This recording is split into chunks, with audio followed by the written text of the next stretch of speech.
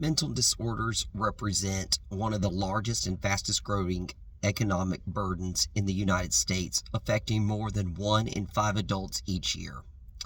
When we talk about the cost of mental health care, we have to think far beyond what someone pays for therapy sessions or medications.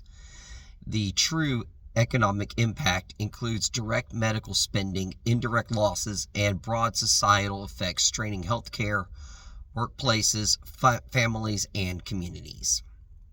Direct costs include appointments with mental health professionals, psychiatric hospitalizations, emergency care, and ongoing prescription medications. For example, major depressive disorder alone cost the U.S. an estimated $333.7 billion in 2019, with more than a third tied directly to healthcare services. Schizophrenia shows a similar pattern, although it affects fewer people. Its economic burden reached approximately $343 billion because individuals often require long-term treatment, crisis care, and specialized support services. These direct costs place significant pressure on insurance providers, clinics, and hospitals, especially as demand continues to rise. On the other hand, indirect costs are even more substantial. These include lost productivity, reduced labor participation, job loss, disability claims, caregiving needs, and premature mortality. Recent analyses estimate how mental illness reduces overall U.S. economic output by more than $280 billion per year, largely because individuals experiencing mental disorders may struggle to work consistently or at full capacity. Families also absorb unseen costs by adjusting work schedules, taking on caregiving responsibilities, and managing crises occurring outside clinical sessions.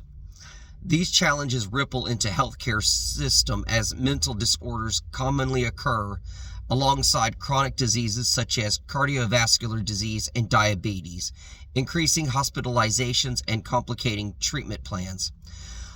Now, according to Cole, Murray, and Salvo, public health strategies, including widespread promotion of physical activity, supportive community environments, and preventive health initiatives are essential for reducing population-level burdens of chronic and mental health conditions.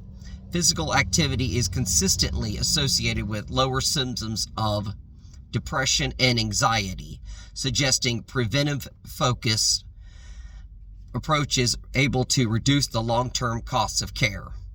For society, the economic burden shows up in reduced tax revenue, increased reliance on disability programs, and expanding demands for homelessness services, law enforcement involvement, and social support programs.